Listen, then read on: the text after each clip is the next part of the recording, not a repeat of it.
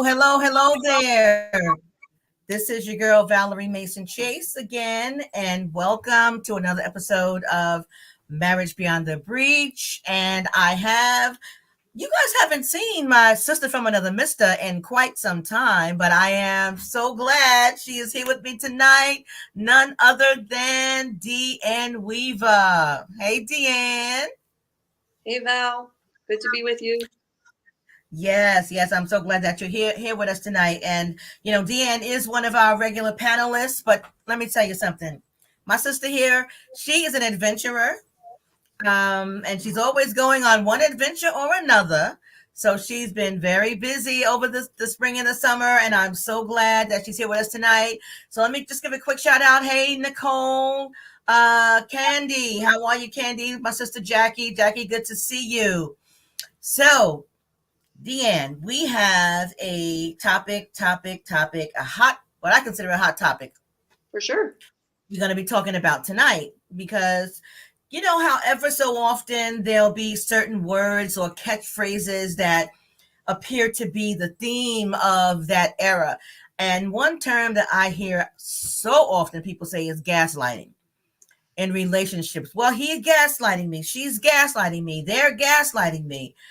And often I wonder, especially the context in which they use the phrase, do they really know what gaslighting is? So that's what we're going to talk about tonight. And we have, along with our regular panelist, Deanne, a very special guest with us this evening. Now, y'all going to have to forgive me because she was one of my professors at Cairn University, where I received my master's degree in counseling. So I am going to probably, even though we are peers now and colleagues, it's hard for me to get out of that student professor role. So I may still refer to her as professor, but let me bring on none other than Kim Jetter. Hey, Kim. Hey, Valerie. Hi, Deanne. It's great to be here. Thank you for inviting me to be on the program tonight. Oh, I am thrilled and honored to have you here, and I will try very hard not to say professor. Okay. So before we started, I want to just read Kim Jetter's bio. Okay. So Kim Jetter is a licensed professional counselor and the clinical director of Jetter and Associates Counseling, LLC. Kim completed her master's degree in counseling at Cairn University. She worked with individuals, couples, and families using an integrative approach with an emphasis on understanding client attachment needs. I know Deanne loves that. Kim values helping clients more from feeling stuck in unhealthy relational patterns to more healthy ways of engaging in relationships. Kim has seen how clients benefit from setting aside focused time to understand what drives their relational patterns in a safe, supportive, and therapeutic environment. Kim is trained in emotionally focused therapy, or EFT, trauma-focused cognitive behavioral therapy, attachment, self-regulation, and competency, ARC, which is a trauma-informed approach. Also, attachment-focused family therapy, trauma art narrative therapy, and internal family systems. Kim brings cross-cultural experience to her therapeutic work, having lived abroad in East Asia and studying Mandarin, Chinese, and Spanish. Kim enjoys working with individuals, couples, and families navigating life transitions, loss, grief, trauma healing, couples counseling, premarital and marital, career counseling. Kim also provides clinical supervision to pre-licensed counselors working towards PA state licensure requirements. Okay. Wow, that is a lot. That is a very it's a mouthful. Impressive resume, I have to say. Impressive bio. So thank you. And I recall when I was at Cairn, it was always a joy to have you as a professor. So I again appreciate you here on this evening. So let me give a quick shout out to Angel. joining us also, and thank you. And I welcome you guys. If you have any comments or any questions, just please feel free to put it there in the chat, because we like for these I don't know if you call them podcasts, broadcasts. I don't really know the difference, but whatever. It's a YouTube live, but we like for them to be as interactive as possible. So I want to start with this question. What is the origin of the word gaslighting, and what does it mean? That's a great place to start. And it's interesting. I think I learned about the origin before I even knew about the term. So it's my dad and I always loved like old black and white movies. And I watched this old movie from 1944 with Ingrid Bergman called Gaslight. And I thought, oh my gosh, in this movie, the husband slowly like undermines the mental health and the sense of reality of his wife by questioning her decisions. And so the origin of that term comes from this movie, Gaslighting, Gaslight, where he would turn down the lighting in the different rooms in the house. And when she would comment on the change that she's noticing, he would say, "There's been no change. I don't know. You're not well, are you?" Kind of just this insidious, ongoing questioning of your sense of reality. And so the term actually means it's a tactic that a person can use to just really to gain more power. That's the focus of it, is to gain power in the relationship over another person and to make you question your reality or your reality, not your reality. So it's just that denial of a person's reality. And it's interesting, you know, helping someone move from being stuck. Often that can be a part of people feeling stuck when their reality is often questioned. And they don't, they start to lose that confidence. Yeah. I remember that movie, Gaslight. I remember. And yeah, he really was trying to do a job on her. Yes. I remember that. Yeah. So Deanne, what would you add? I think that's a great description. What I would add is the concept of like personal agency. So if someone is being gaslit, their personal agency is being whittled away again and again, like until there is, till the person who is doing this emotional abuse to them is really has a sense of control over what they believe about themselves. They really start to feel like they're crazy, and they don't really have a sense of agency anymore. So they don't trust themselves. They don't trust other people. They don't even know. They can't even trust their own reality. Is the light on or is it off? I think it's off, but they're telling me it's on, kind of deal. Yeah. The movie's a little older than my time. I think I'm from another generation, so I've never seen it. I did find it very interesting that that's where this whole term started. Yeah, it's fascinating. And that it's only becoming more and more popular. Like you're hearing it more and more, even though it's a very old term. Like it's becoming more and more popular. Yeah. So Deanne, I want to ask you, for those who may not fully understand what personal agency means, can you just elaborate on that a little bit? Yeah. So personal agency is this ability to like trust oneself and to trust your own decisions. So I would say, if I use an example of I'm choosing, if you're in a situation where you have a partner and that partner is emotionally abusive or gaslighting you, like to have personal agency would mean that I can choose to go out with my friends tonight without like needing that approval or whatever, or approval from him or her or that person, right? Like if I don't have personal agency, I can't make that choice on my own. Like I would have to have their approval, or either have this internal battle to say, I can't do that. Like, right. I can't go out because the repercussions are going to be too big, something like that. So having personal agency is really another word that's very popular that we use would be empowerment, like being empowered to make your own Yes. choices, to live out of, Mhm. to know your own personal preferences and all of that. Yeah. Kim, if you want to add something to that, and Yeah. Yeah. No, I think it has a lot to do with knowing, like owning your own voice, right? And developing your voice, Mm. having a voice Mhm. in a relationship where you feel you can be seen and heard and understood.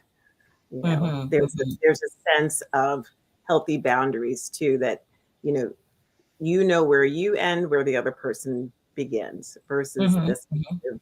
these blurred lines around. Um, Mm. there's more of an enmeshment and boundaries. Mhm. Um, Mhm. and there's an example that comes to mind that just more contemporary that really helps to bring that to light. And it was an example I heard years ago about a mother out shopping with her daughter, and their daughter tries on, this dress that she just loves, and the daughter's face is just all lit up. Mom, what do you Mm. think about this dress? Isn't it pretty? And the mother looks at the price tag and then looks at her daughter and says, "You don't like that dress." Mm. So there is just this, um, instead of saying, "Oh, that is such a pretty dress, and I see how much you like it." Unfortunately, it's not on our budget to get right now. Yeah. Yeah. So instead, she uses her influence to say, "You don't even like that dress," which makes, Mm. and you just see the daughter's face kind of go like downcast, as if, "I thought I liked the dress, but my mom says I don't, and she's my mom, so she must know." So there's Yeah.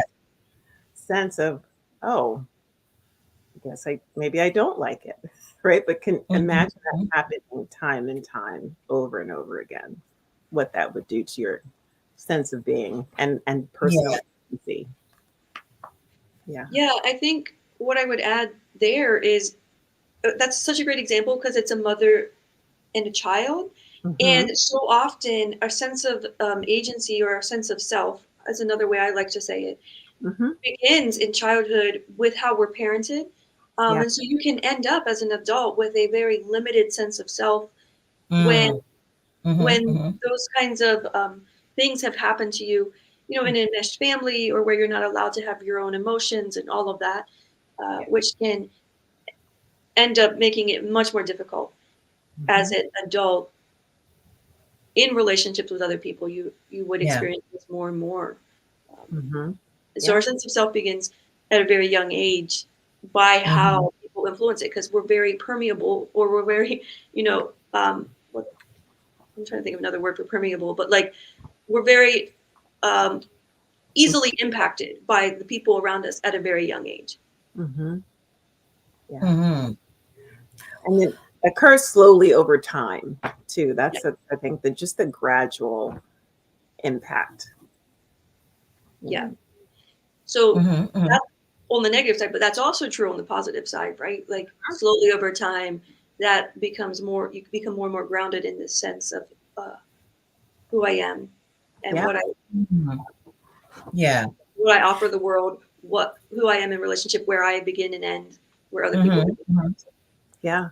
So Absolutely. that brings up a question for me. I know I hadn't planned on asking this, but just hearing what you all have said, I'm wondering, are there certain individuals who are more susceptible to gaslighting and who are more easily gaslit by their partners? Mm. I think that I would probably say yes. Mhm. I was kind of making the case for that by saying that from a young age, if you've certainly experienced emotional abuse and Mm. uh, attachment neglect, like don't have strong attachments, Mhm. um, Mhm. you probably would be more likely to want and need a strong attachment figure, and that puts you more susceptible to someone who could be abusive of that power in your life. Mhm. Mhm. That would be, I would say, yeah, certainly um, there's some attachment attachment needs at a Mhm. from a young age that would probably make you more susceptible to Yeah. falling Yeah. into this pattern. Yeah.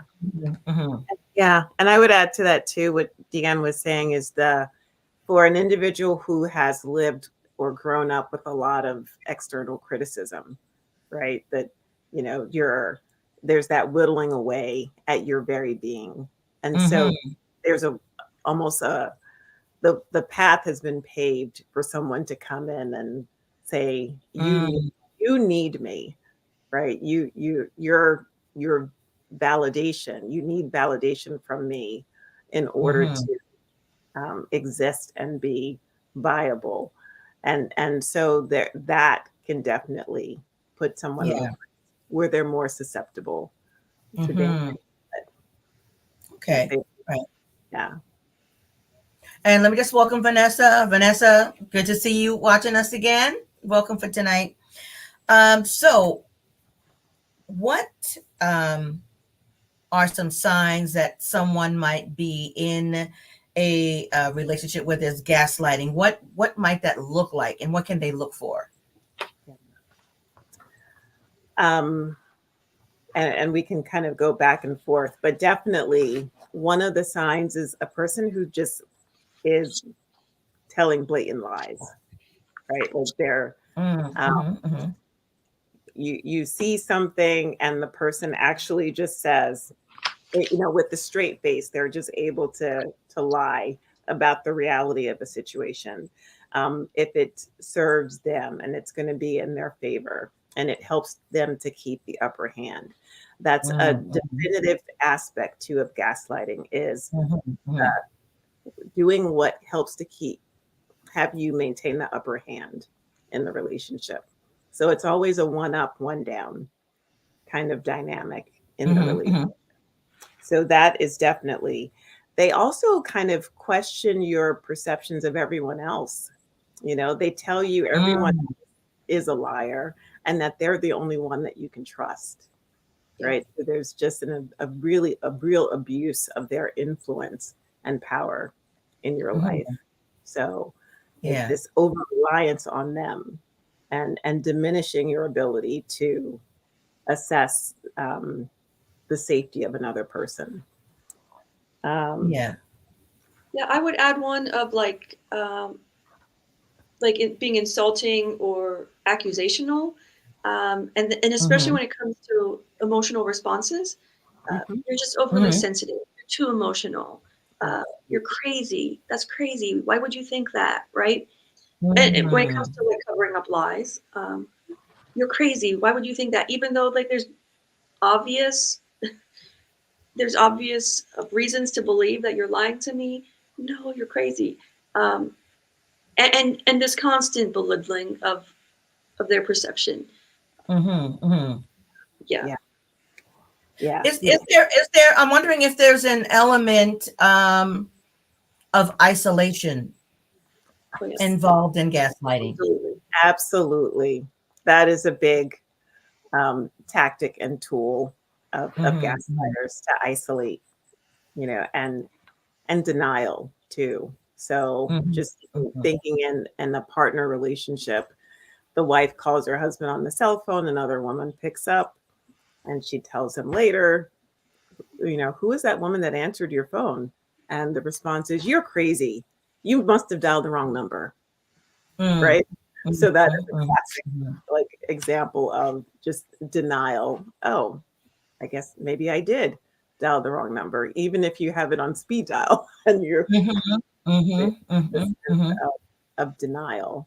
Yeah. Um, and also, and then I'll turn it over to you, the sense of wanting to define your reality, right? So that example that I Mm-hmm. showed, the mother and the daughter, of defining what you feel and what you see, um, that they have to interpret for you your experience before you can. Uh-huh. Uh-huh. So in other words, whatever you experience, they're going to tell you what it is rather than you coming to that conclusion on your own. And Yes, if you do come to a conclusion on your own, they're going to refute it with what absolutely. they want your reality to be. Would that be Yeah. it? That would be it. Yep. Mm-hmm. There's also the avoidance of accountability. So when you call them out on their behavior, they'll avoid accountability, they'll shift the blame, and somehow their bad behaviors become your fault. Yes. So, Okay. so you've done something, you know, less than appropriate, and because you're such an incompetent partner, it's your fault that I did that, right? That's this. I'm never accountable for my actions. It's always your fault. Yeah. It's another sign of it. Yeah. Yeah. Yeah. Wow. Yeah. So again, for those who are watching, I just want to remind you we are talking about gaslighting, and if you have any questions, if you have any comments, please feel free to put them in the chat. And if there's someone watching who has not previously subscribed to our YouTube channel, I invite you to do that as well. I'm sorry. Go ahead, Kim. You were about to say something. Yeah, I was just going to add that when you were talking about the that you're responsible for the other person's actions, like if a person finds themselves not only apologizing for their missteps, but they're apologizing for the other person's missteps, that's a sign that an over responsibility is placed on the victim of gaslighting versus so you can tell that not only is what it's one thing if what we're responsible for what we do and other people are responsible for the actions that they step, but you become responsible for both. Yeah, for what the other person does, and for you become responsible for their actions, and that's the picture that they want to paint, that you made me do it. Yeah. Like the example would be for that of like someone, you've got partners or spouses, and one of them goes on like a work trip or something, and the other one, cheats on them, and then it comes back and because you were gone, it's your fault that I cheated, right? Like you were gone. There is no like accountability whatsoever. This has nothing to do with me. I was just away on a work trip, right? That's the kind of stuff that will be happening. Yeah. But then the person that is receiving all of that blame starts to begin to go like, well, maybe I shouldn't, go on work trips. Maybe it is my fault that I'm away so much. Maybe I should,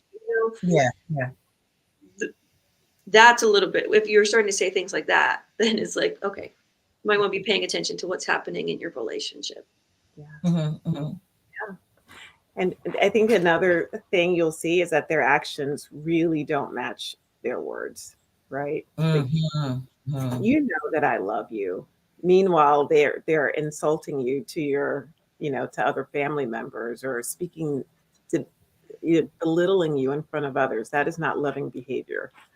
So the actions and the words do not match. There's a incongruence there that is designed to keep the person who's the victim of gaslighting off kilter.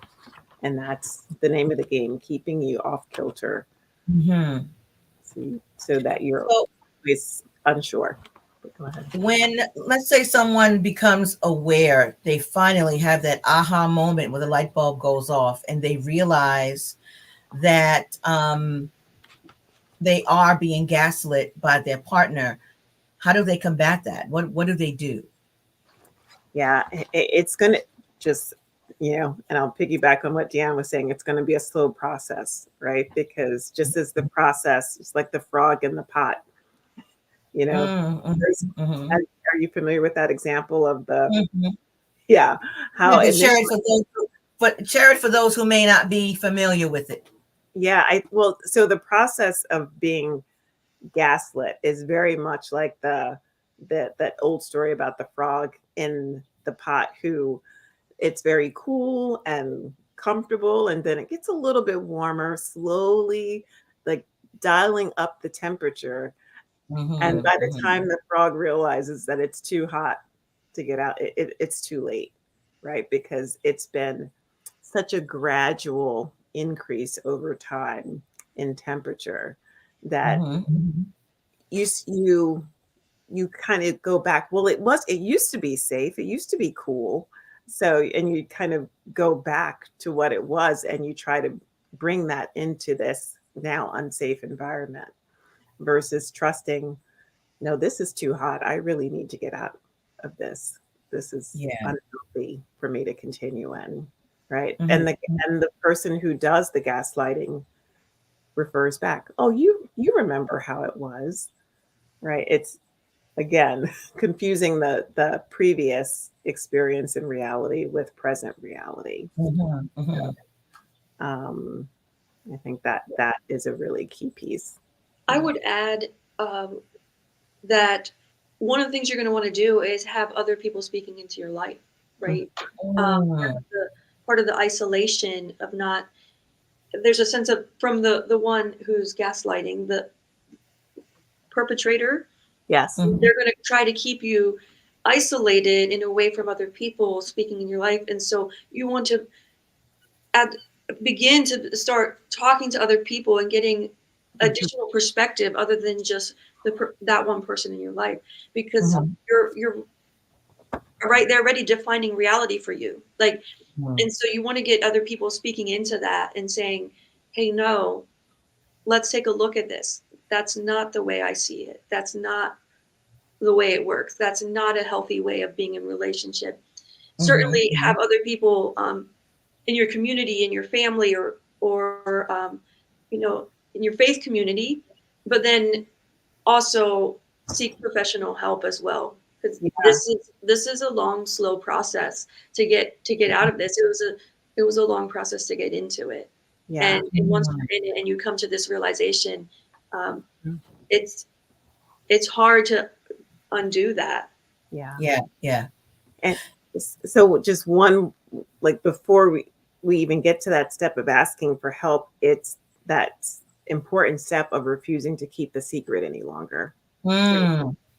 right? Yeah. Because it's been, it can be something that feels like, how did I let this happen? How did I get duped by this? Mhm. Mhm. Mhm. And so refusing to keep the secret puts the person in position to ask for help. Right? Yes.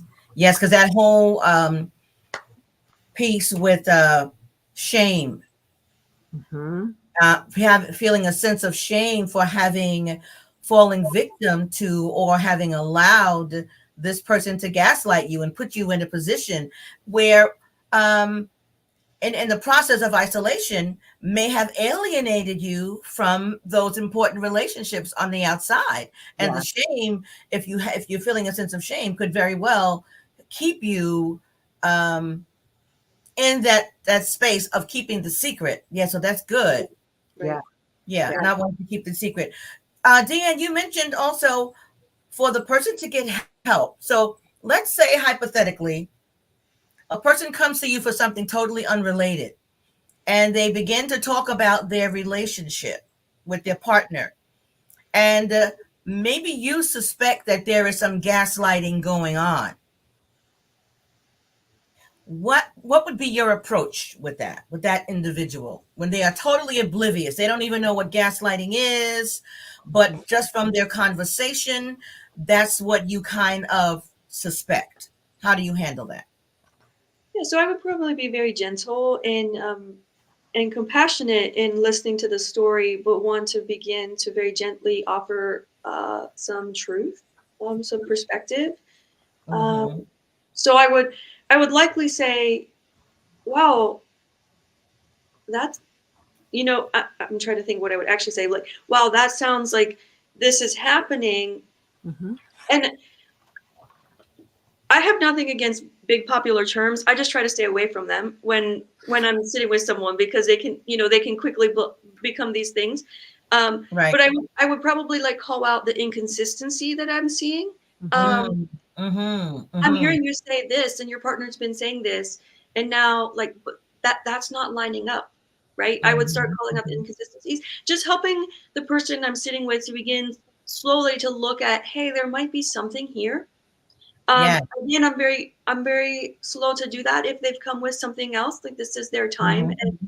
and what they're coming for. But if what they're coming to me for and what they want to talk about is tying into what they're experiencing, I will certainly be starting to point out those inconsistencies that I'm seeing, and helping them explore that. Hey, what's going on here? How long has that been going on? Yeah. How are you actually experiencing this relationship? Okay. Those are kinds of things I would be exploring with them. Yeah. Yeah. Yeah. And I to add to that, I think it's important to provide some psychoeducation on the dynamics of relationships that are based in power and control Yes. versus like relationships that are like healthy partnership, right? What does it look like when there's a relationship that's based on a healthy partnership versus the dynamics of power Yeah. and control? Yeah, I think I am always looking to empower the person that is sitting with me. Like if there's a lack of sense of self, or there's a power and control dynamic with a partner, I'm always looking to help them understand their own voice, be able to stand up for themselves, be able to speak about their own perspective. All of that is very, very important work. And especially when we're getting into where, I mean, gaslighting is about power and control. Like that's what it is. It's one person controlling the other person. It's just maybe to a more extreme than some other people have experienced. Yep. Yep. Yeah. So, how, if at all, should a gaslighting partner be confronted with their behavior by the person that they are victimizing or abusing? That's a great question. Yeah. Yeah. It is. And you do wisely. And the reason why I say wisely, because often that tactic of gaslighting can be coupled with, unfortunately, physical abuse as well. Yes. And so it is important to seek out support and to get help.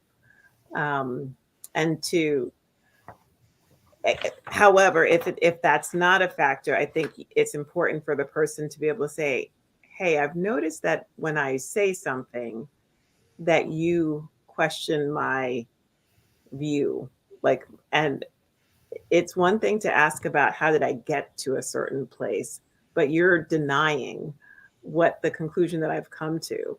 And so really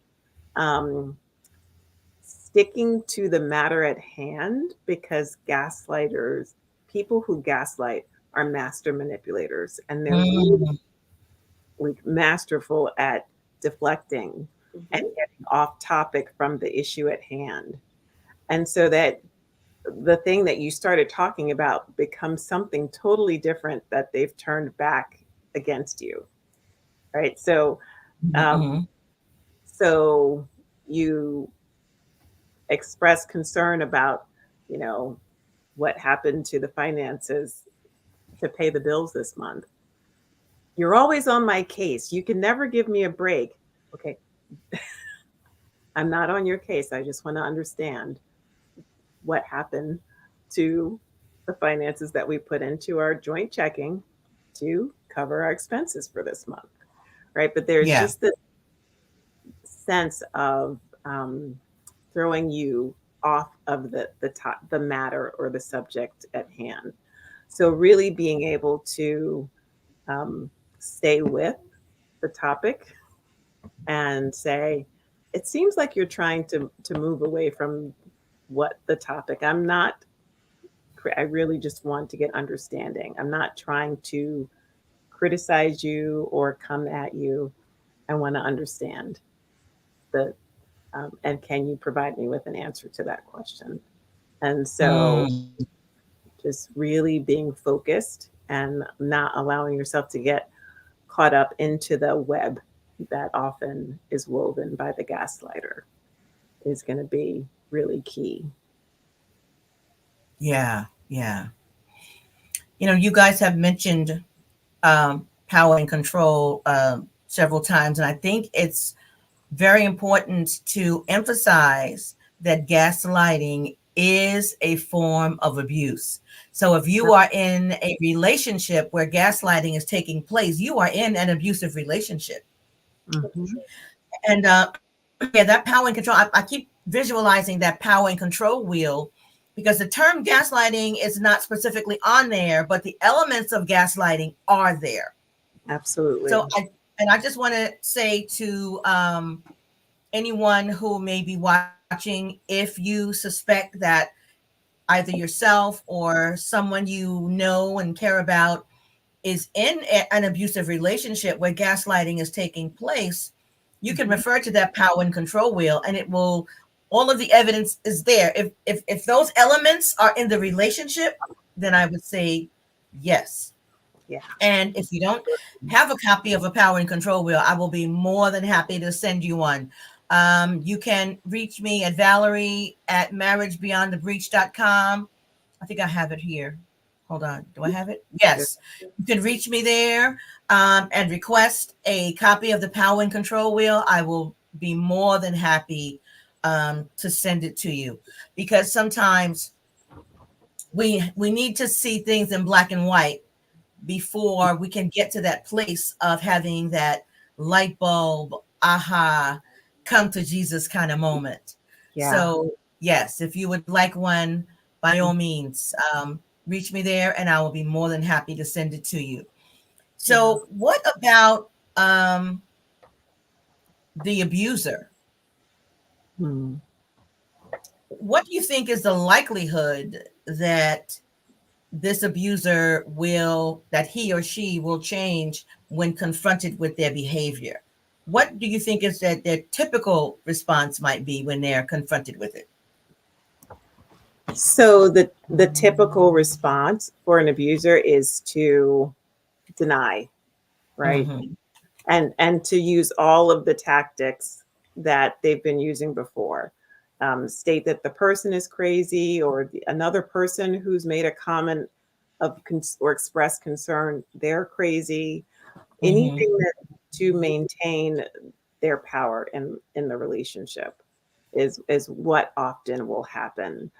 Mm-hmm. Um, in order for there to actually be change that takes place, there has to be three aspects, not just a expression of words that I'm going to change, but that there's action backing that up, and also a willingness to submit to accountability Yeah. in that change Mm-hmm. place. Yeah. Right. So it's not just I'm going to change, I'm going to go get counseling. They actually make this the step of engaging counseling services, of allowing Mm-hmm. people in their lives, in their safe community, to be a part of that process of healing and restoration. Um, Mm-hmm. Otherwise, it's doomed to happen again, right? And so there's that, and there has to be an acknowledgement of the wrongful behavior, right? Like abuse. Like if the purpose of something isn't clearly understood, abuse is inevitable, right? So you have to acknowledge as the abuse, wow, I have been engaging in abusive behavior. Um, you know, Ephesians gives us, excuse me, Ephesians gives us a really good example of what um, taking accountability looks like.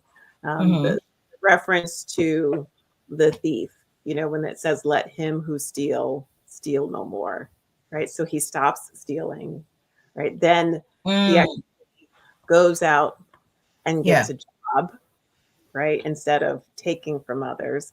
And then there's a change of heart where they start to become Mm-hmm. generous and give to others. So there's a change that Mm-hmm. happens over time.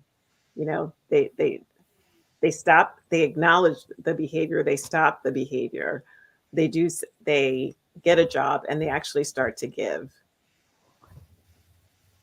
Mm-hmm. Mm-hmm. Thanks for Yeah. Mm-hmm. that. I would add to that. That's excellent. There's I am an eternal believer in redemption happens. happens, you know, there are people that are going to come up against this, and the likelihood of their partner changing could be very small. But redemption can happen for anyone. Yeah. And I believe that firmly. However, one thing that I would mention to be aware of is if and when confronted, and you suddenly get this drastic change of behavior of almost like trying to buy you back. Love bombing Mm, is the term Yes. that goes there. That's not a change of heart. Mm-mm. A change of heart looks very different. It's much more like yeah. what Kim was talking about. It's slow. It's taking accountability. It's willing to be held accountable. It's having other people Mhm, speak into your mhm. life. And we don't change overnight. And Yeah. so the other thing I would add when we're talking about perpetrators and abusers is they didn't get here overnight either. Nope. You do not become an abuser unless you've been abused. And Mhm. so to see the pain behind them is also important for us to understand that for them to get to this place meant that someone showed them how to do that. They've Mm, experienced that as well. And yes. so that would be my one concern. Like if you do a confrontation and then you suddenly have this drastic change of behavior, it's Mhm. not going to last. That's Mhm. called trying to buy you back and get you back into their Yeah. cycle of control. Yeah. Yes, yes. So the love bombing itself is another tactic of manipulation. It's Yes. Just another to technique of keep you, gaslighting and manipulation, power and control, for sure. yes, yes, yes. That's very interesting. Because some people can fall for that love bombing and say, oh my God, this is so wonderful. He or she's just meeting all of my needs and they're just doing this and, all these wonderful things. And they are being love bombed because it doesn't last. Mm-mm. It Yeah, doesn't. Not at all. that's really good. You got to see beyond all of that because, as both of you have indicated, change behaviors don't happen overnight. No. It's a process. It is a process. And And love bombing ain't it. That's right. no. And love bombing becomes part of the tactic of the abuser, right? Like, Mm, why can't you get over it? What about all of the things that I did during the love bombing episode? right, right. Or Mhm. minimizing and belittling. And we know very well from Jeremiah, you cannot heal a thing by saying it isn't there. That's So right. you really, I think that's really important, that Yeah. to be aware of the love bombing, or the Mhm, changing your behavior on the surface for a period of time to maintain the position of power and control. mhm, mhm. What part do you think our faith communities can play in Mm. assisting someone who is a victim of gaslighting, especially if they have not come to that realization themselves? Do you think there is a responsibility within our faith communities to help address this? Absolutely. Absolutely. Mm, There is a need for this to be discussed from the pulpit, right? mm, Because mhm, this mhm, becomes a topic that, okay, we don't want to veer into this, you know, family business or kind of complicit silence, right? And mhm, unfortunately, sometimes there's overt complicity. I remember years ago listening to a faith-based program and a minister saying that if your spouse is abusive, telling the wife that it was her cross to bear, mm, that it was, it's just, well, if you just submit to your husband, or if you keep the house better or cook better mhm, meals, then the behavior would not continue. And so I think we've moved away from that quite a bit, but mhm. unfortunately, that has been the message that has been given at times. very sadly. Yes. Yeah, I think this circles me back to what Kim said earlier of like, don't be silent. Like, don't hold this secret. Because this can be hard to always put our fingers on as a faith community and actually see it, because displayed to the rest of the community as a person, like an abuser is, they like to keep their persona out there as they're a great person. Yeah. They're very lovable. They're very likable by everybody around them. So to not be silent is important, and Yeah. it is our job as a faith community to step in and to help and to help speak the truth. I actually think, especially in the dynamics of power and control, and in communities, in faith communities where there's still an imbalance in men and women's perspectives, it's very important for the men to speak into the lives of other men, because women, like a wife speaking to a husband about his behaviors might not go very far, but if there's another man in the community that says that's not okay, it could go a lot further. Absolutely.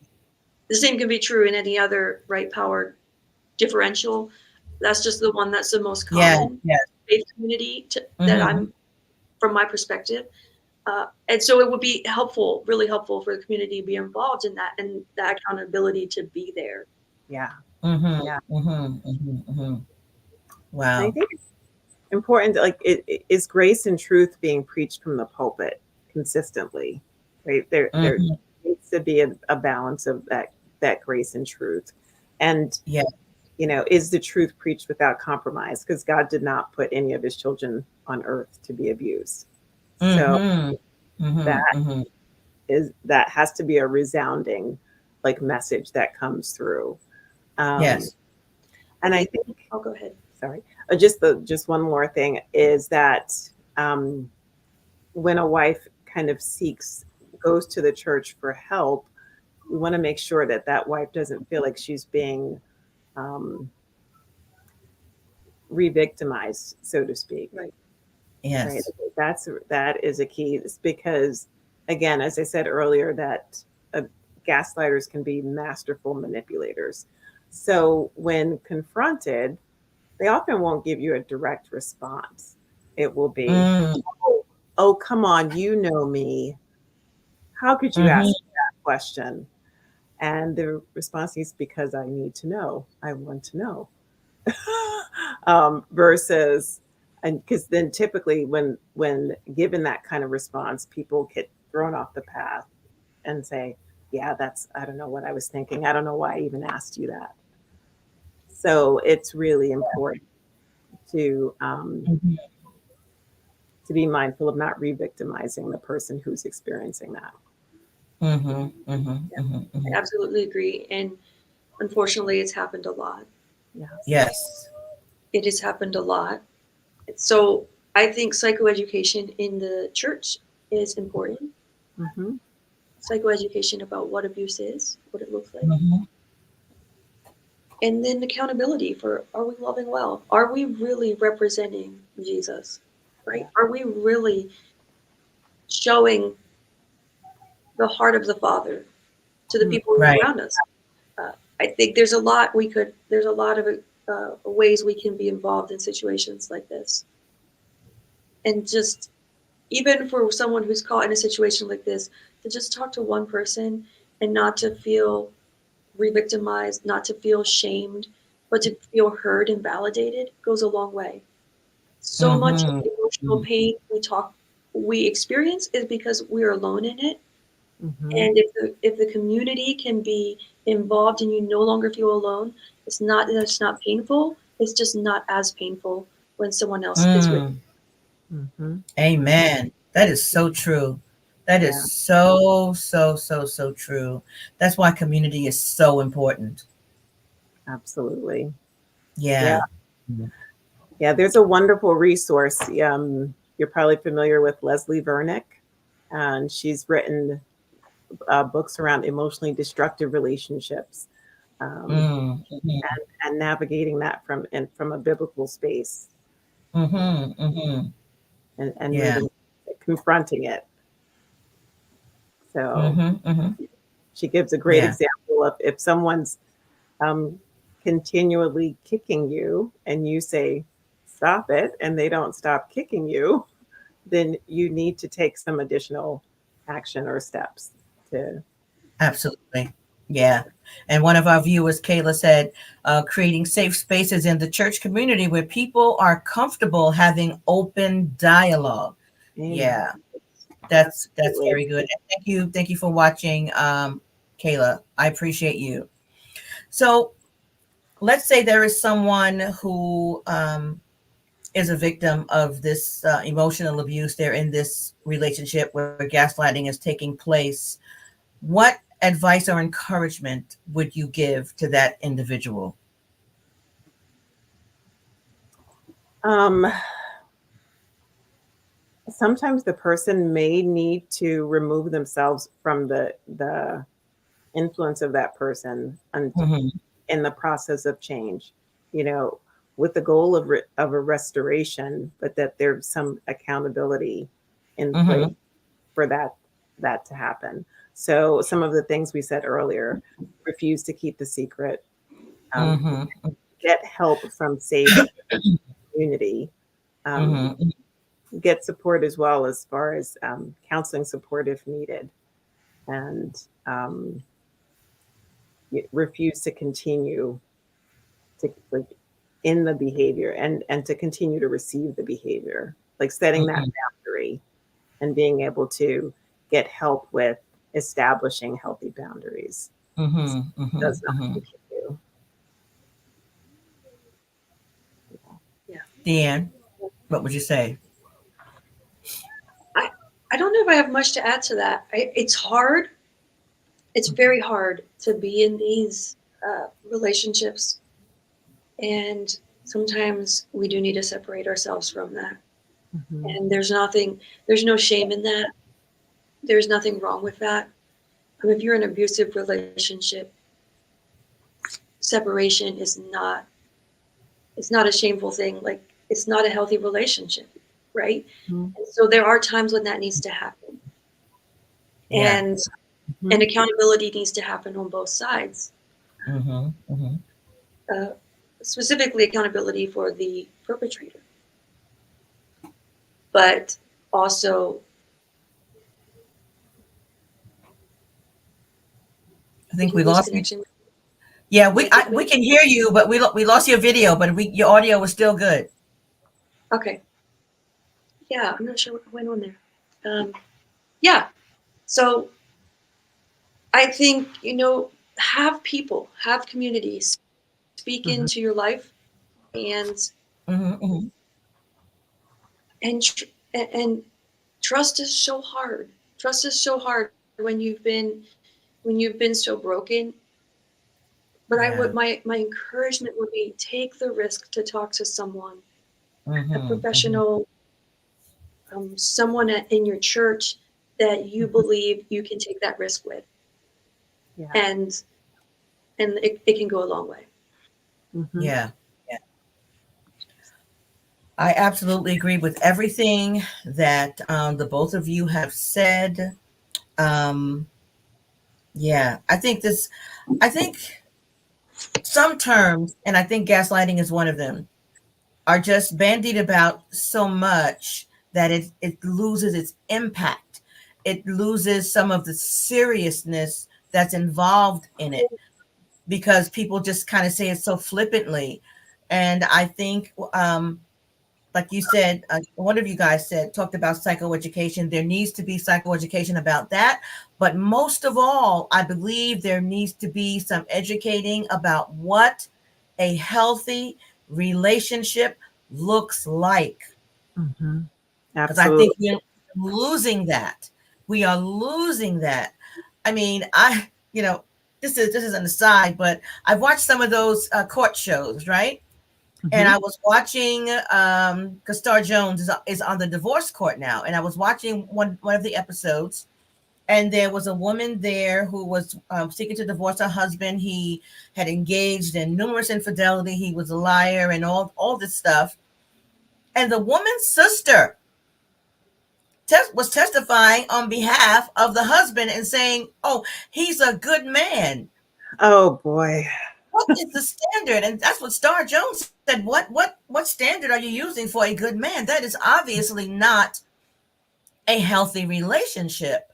And to me, that is just one example of how we have really lost an understanding of what a healthy, mutually satisfying relationship really looks like. And I think it's scary. So, Yeah. yeah, well, it looks like we lost my sister D, but Oh. I want to thank you. Oh, and I want to put up, because you mentioned counseling, Mhm. and Professor Kim Jetter has her practice, and this is your My website, yes? yes, that is Your correct. website, jettercounseling.com. Mhm. And so you can get counseling there with Kim Jetter and some of the other counselors there who are there on her team, Mhm. individual, family, couple, I think group also, yes? Yes. Yes, we offer. Yes, that's Mm-hmm, correct. mm-hmm, mm-hmm. Yeah. Okay. There's one other resource I wanted to share before we close out our time tonight. Sure. Yeah, I Yes. had mentioned Leslie Vernick. There's also a resource from Dr. Henry Cloud and Dr. John Townsend called Safe People. And Yes. I love yeah, that book. yes, and it's about recognizing safe people and unsafe people, and also Mm-hmm, becoming a safe person yourself, right? And it looks at not just individuals, but safe family, safe church community, and really get mm-hmm. understanding of what this looks like as you move from unhealthy, unsafe relationship to healthy and safe relationship. Oh, I saw Deanne. Yes, yes. Yeah, we lost Deanne again. Okay, maybe she'll come back in. So I want to thank the viewers that are watching, whether you're watching live this evening or whether you're going to watch at a later time. I thank you and I appreciate you. And if you haven't already done so, I just want to ask if you will subscribe to the YouTube channel and hit that notification button, and so you can get notified when we have more upcoming broadcasts. You Mhm. can also find Marriage Beyond a Breach on Instagram and on Facebook. I know we kind of lost Deanne, but I want to put up where she practices as well. Deanne is a counselor who practices at the Peacemaker Center, Mhm. and this is their website. And the Peacemaker Center has various locations. I think all of them might be in PA. I'm not sure if they have any in Jersey, but if you or someone you know who needs counseling, you can seek out the Peacemaker Center, or you can go to Jetter Counseling with Kim Jetter and her fabulous team, Mhm. many of whom are CAN graduates like myself. Yeah. I just want to give a plug to Cairn University. Cairn produces, from my perspective, some amazing, amazing mental health care professionals. Um, Absolutely. yes, and I really appreciate having received my education and training there at Cairn University. So I highly recommend Cairn University if someone is considering getting a master's degree in counseling. Oh, there's my sister D. Okay, D's back. D, I did put up your Peacemaker Center, and you are at the Peacemaker Center located where? So we have multiple locations. I'm located in Downingtown as well as we are now in Lancaster County in New Holland, Pennsylvania. So we're excited to Mhm. be offering services both in Chester County and in Lancaster County. Yes. So please consider the Peacemaker Center and Gender Counseling if you or someone you know and love needs counseling. And please seek to learn what a healthy relationship looks like. And Mm, by all means, don't settle for less. amen. Now, if I may add one thing Yes, go ahead, dear. The Peacemaker Center would love to help you We do want to offer. We have a sliding scale. We offer very reasonable rates, and especially if you're in one of those relationships where that finances is outside of your control, we would love to talk to you and do the best we can to help you. We partner with churches as well. Churches can help assist in providing scholarships to provide therapy for the people in their congregation.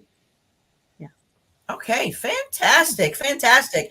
So there is help available. There's help available because I am a firm believer is that every human who wants help and seeks help should be able to find it. And finances should not be a barrier to that. So thank you so much. Thank you, Deanne.